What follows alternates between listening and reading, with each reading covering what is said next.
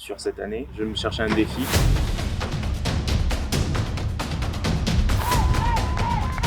J'ai jamais couru comme ça, j'ai jamais couru autant de distance.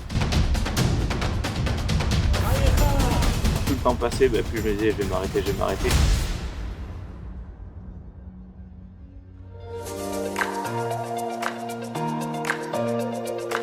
Je m'appelle Jefferson Chassin, je suis actuellement étudiant à Limoges en L3 STAPS. Donc ça va être vraiment axé sur la science autour de la performance, le handicap.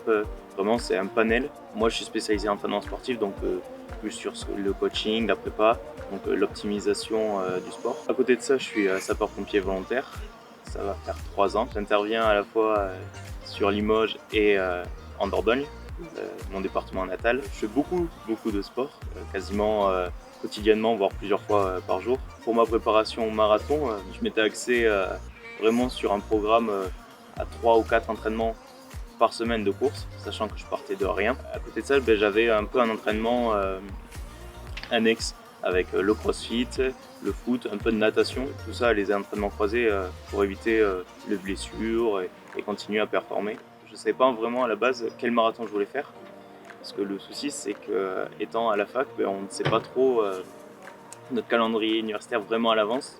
Une fois que je l'ai su, j'ai pensé qu'à ça durant plusieurs mois.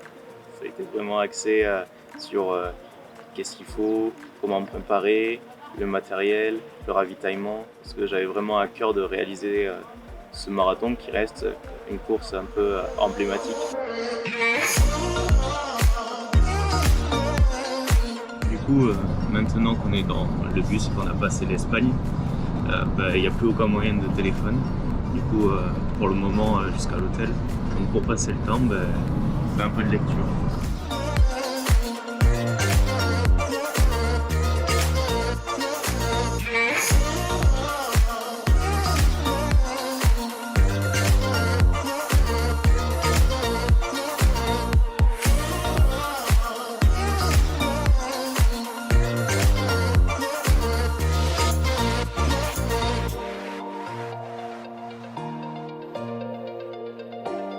Du coup, après 3 mois de restrictions, on se fait plaisir.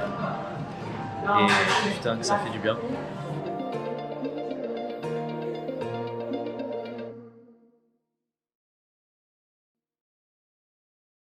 Là, on vient de se réveiller.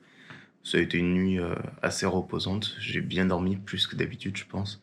À peu près 9 heures à 10 heures de sommeil, ce qui m'était pas arrivé depuis un bon petit moment. Euh, Là, on va après se préparer et aller direction le petit déjeuner pour prendre un brunch, pour faire des réserves énergétiques avant ce soir.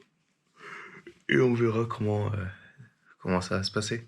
Je ressens bizarrement mais petite douleur au mollet. Peut-être le fait d'avoir pas mal marché hier.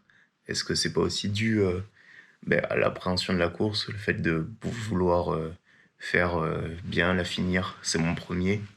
Et vu que je cours pour la cause des enfants de l'association, ça donne un petit truc en plus, on a envie de le finir. Une fois que je me suis lancé dedans, il a vraiment fallu que je trouve un fil conducteur, autant que ça puisse servir à quelqu'un. Et en recherchant, je suis tombé sur l'association La Chaîne de l'Espoir. Cette ONG, elle a pour but d'aider les enfants, à la fois sur le plan scolaire, social, mais surtout sur la santé. Elle va créer des hôpitaux, former des médecins, faire des interventions chirurgicales qui ne sont pas disponibles dans ces pays en voie de développement, permettre l'intégration en France. Vraiment, voilà, ça va être axé sur comment aider les enfants du début à la fin et être un moteur en fait pour cette enfance qui n'est pas souvent très facile.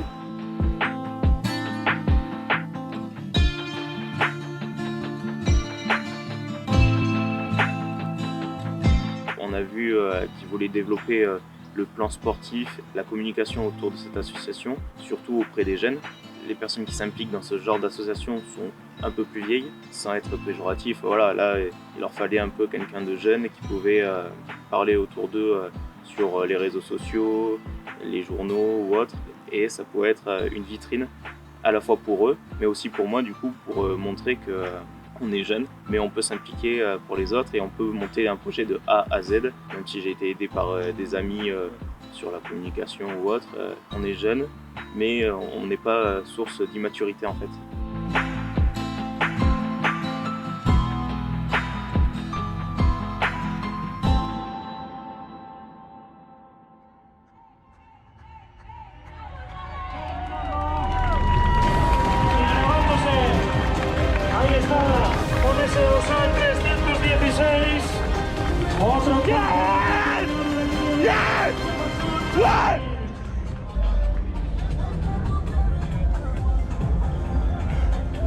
Tout ça pour vous les enfants.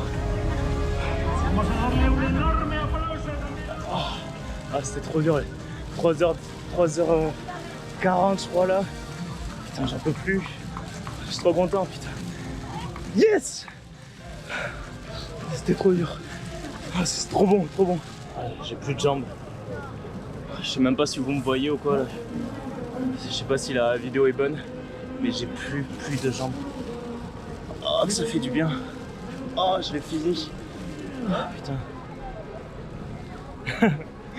Alors, tous ceux qui disaient que j'étais un fou, bah ouais. Ah, ça fait trop du bien. Ah, putain. Il y a 3 mois, je courais même pas.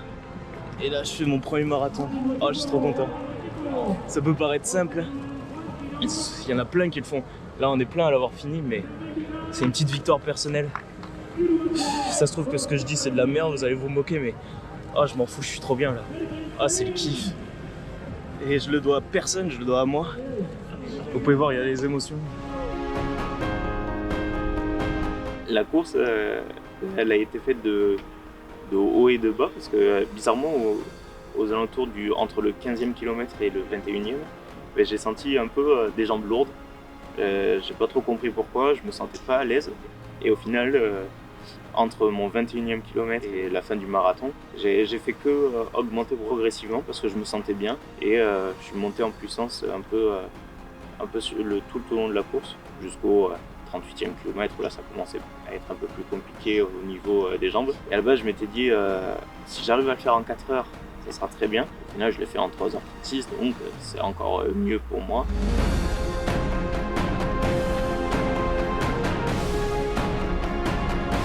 Ça a été une première expérience, donc j'ai vu ce qui marchait, ce qui ne marchait pas, comment se préparer aussi aux échecs des personnes qui te donnent un refus. Parce que mine de rien, on en reçoit beaucoup.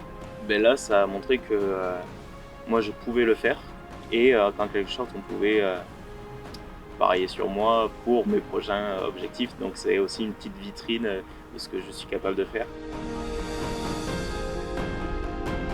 Je remercie tous ceux qui m'ont soutenu. Merci à tout le monde. Et grosse pensée du coup à la chaîne de l'espoir. J'espère qu'on récoltera plein de fonds.